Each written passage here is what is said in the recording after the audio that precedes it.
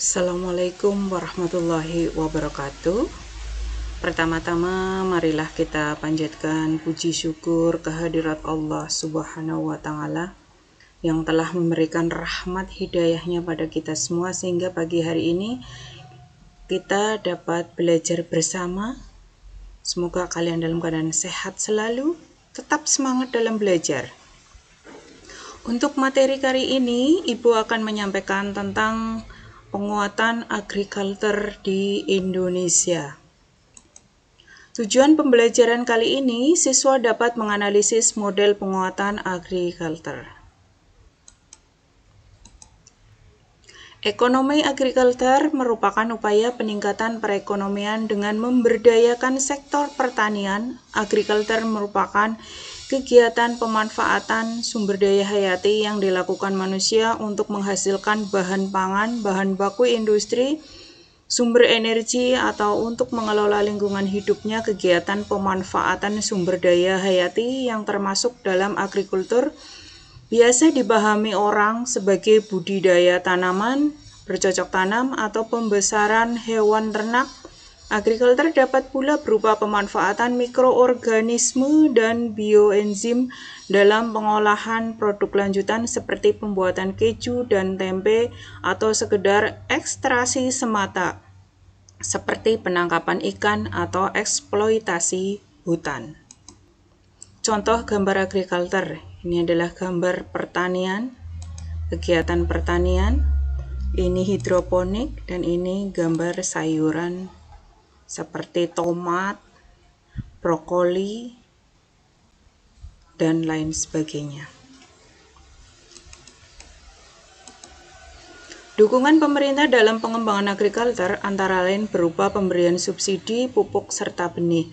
Hal ini dimaksudkan agar faktor produksi dapat ditekan sehingga harga jual produk dapat bersaing, namun terjangkau. Selain itu, pemerintah juga selalu mengawasi harga-harga produk pertanian dengan tujuan untuk melindungi petani apabila harga barang terlalu rendah. Salah satu produk pertanian Indonesia yang berpotensi menjadi andalan adalah produk pertanian segar dalam bentuk buah-buahan dan sayuran. Produk lain yang turut menjadi andalan adalah rempah-rempah dan bahan bakar nabati atau BBN. Indonesia merupakan negara agraris yang memiliki sumber daya alam yang banyak untuk produk pertanian. Di sektor pertanian, Indonesia memiliki beragam jenis tanaman. Hal ini didukung kondisi iklim tropis. Di bidang tanaman pangan, Indonesia memiliki tanaman unggul seperti padi, kedelai, kacang tanah, ubi kayu, dan berbagai varietas yang lain.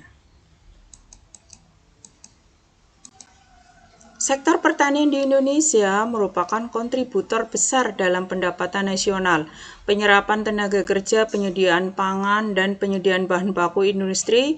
Sektor pertanian juga berperan dalam memeratakan pembangunan melalui upaya pengentasan kemiskinan dan perbaikan pendapatan masyarakat. Selain itu, sektor pertanian juga telah menjadi salah satu pembentuk budaya pangan bangsa dan penyeimbang ekosistem. Peran agrikultur di Indonesia.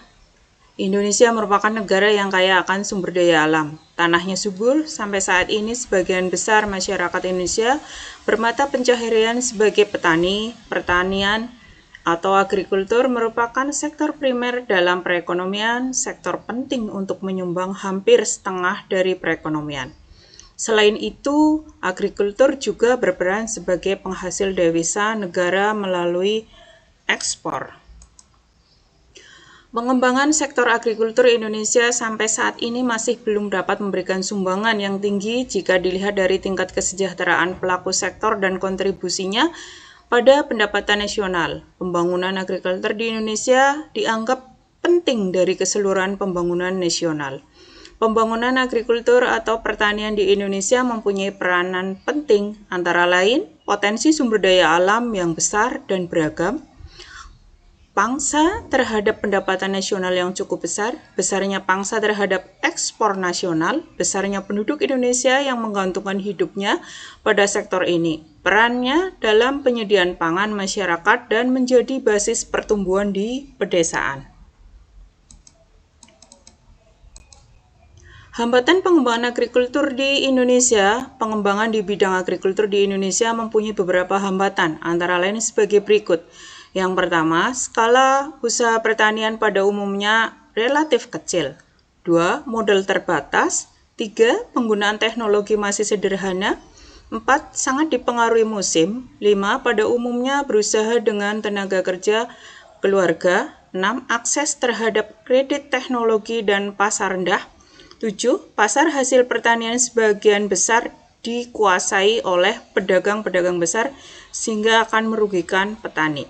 8. Alih fungsi lahan pertanian menjadi lahan non-pertanian. 9. Kurangnya penyediaan benih yang bermutu bagi petani. Tugas untuk anak-anakku, nanti kalian amatilah gambar di bawah ini. Sebutkan gambar yang termasuk gambar agriculture dan non-agriculture. Ini ada gambar 1, gambar 2, gambar 3, gambar 4, 5, 6, 7, 8, 9, dan 10. Nanti anak-anakku membuat tabel dengan memberi tanda centang, termasuk agriculture gambar tersebut atau non-agriculture.